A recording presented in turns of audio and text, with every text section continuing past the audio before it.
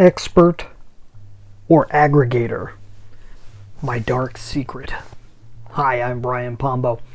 Welcome back to Brian J. Pombo Live. This has been an ongoing debate, as while I kick the tripod over while I'm talking with you today. It's been an ongoing debate that I hear coming up over and over again, especially from people who are professionals out there that have made a living in a particular area, and then they go on to, teach about that particular area and carry themselves as experts as they should, right? They have background in it, they have success in it, and then they go about teaching it. And this is always held up very highly and more higher above somebody that does not necessarily have the same experience. This is a real common thing that goes back and forth, and I could never quite pin down, because I could always tell you that me personally, there's a whole lot that I talk about that I do not necessarily have direct experience with. But the real thing that's a problem is when people pretend to be something they're not, when they pretend to have a whole lot of success and a whole lot of things going for them that they don't, or tend to have experiences that they never had. That's a real problem. That's fraud on a certain level, and you got to be really, really careful of those types of people, especially those that really prop themselves up, right? Expertise, the nature of expertise is an interesting thing, because what is an expert? Who defines an expert? Who qualifies an expert? Does it mean you have to have a degree? Does it mean you have to have a specific experience? How much experience do you need to have? And all those things are extremely subjective. These ideas, they're very subjective. But it's always been something that's kind of I've pondered about and never been able to quite pin down. But I'm going to give you two historical figures here from, I would say, the success/self-help industry, if you will. And these two examples are two people that are relatively well known by people who know their history or are somewhat well read when it comes to success. The first one would be Napoleon Hill, and the second one would be Earl Nightingale. And these two guys had, well, let's talk about Napoleon Hill first. He went and wrote Think and Grow Rich and a whole lot of other books, but that was his magnum opus. That was the one that got him absolutely famous, and to this day continues to sell millions and millions of copies of this book. And it's one of those things, we'll get back to that in a second, but let's talk about Earl Nightingale. Earl Nightingale has a whole lot of material out there, started an entire company that not just promotes his material, but other people's material, Nightingale Conant. He actually passed away in 1989. His company lives on, his name lives on, the legends of these people live on. What were these people actually experts in? This is kind of interesting, because I've heard recordings from other people that discuss this, and I just recently heard an older recording from Dan Kennedy, who's absolutely marketing expert, has great background in this. There was a time when he wasn't, but held himself as an expert, but that's another story. He amazing person. I love Dan Kennedy. We promote him a lot here, but he mentioned something about Earl Nightingale that I'd never really considered before, because I didn't know that much about his background. Earl had a very interesting life, and he ended up in radio acting because he had a really good voice, and he ended up as the main character on Sky King, which was an old radio show. I've got my old time radio back here, the replica, and I've talked about old time radio. In fact, I got one of the books back here and stuff like that.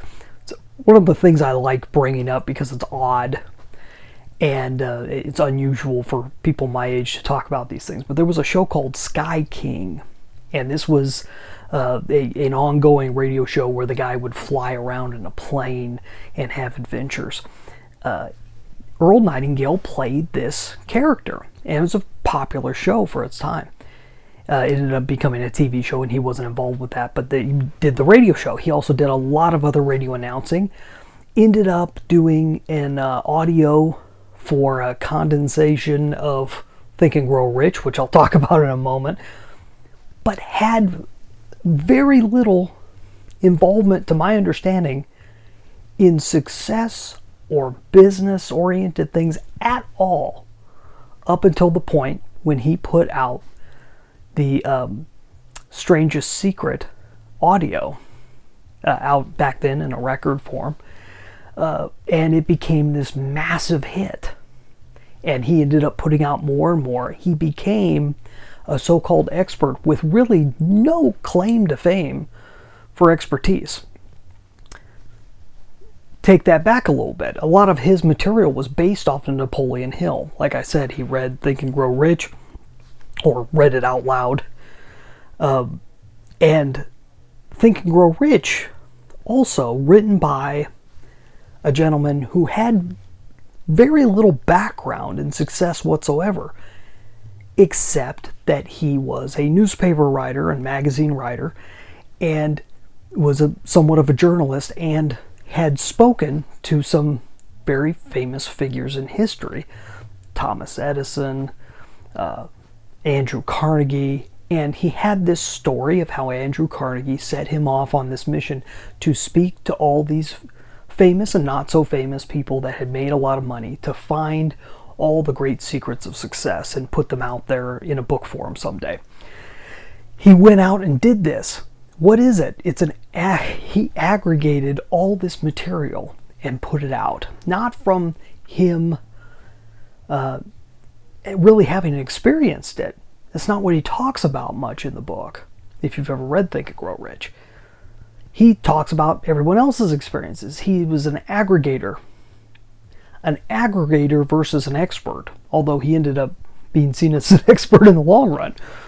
But that's all he really did. That's what he's famous for, is aggregating a whole lot of information, condensing it, and putting it out in a specific form. Earl Nightingale did the same thing. All he did was take this information that he had found, wrote it. He was a writer. He became a writer and rewrote this stuff, put it back out there in audio format. These guys were aggregators, and there's lots of people that have done this through the years, right? Lots of people. In fact, a whole lot of people that we would consider experts, so-called experts, didn't really have much experience, but took the experiences of others and just repurposed them, put them back out, and made them digestible. There's a whole lot of reasons why this is useful. It's not, these guys aren't pretenders. They are people who were able to make it available in a way that wasn't available before. All this information has been available before. It will be available a million other ways for the rest of time. But these people got famous for communicating it in a certain way, and in building a bond with their readers, their listeners, their viewers. That's really closer to what I am more than anything else. And a lot of people may think or accuse me of being an expert or a pretend expert. But I think I'm much more of an aggregator more than anything else. Is what I've done is I've found a whole lot of these things that work. And not that I haven't worked in these fields. And I've done a handful of these things myself, especially in terms of, we're talking about podcasting, a whole lot of content marketing I have direct experience with. And then there's a whole lot of areas I don't have any experience with. But because I understand and understand the principles, I can relate it back. And I can tie all these things together to make them digestible for people. So that's just my my story.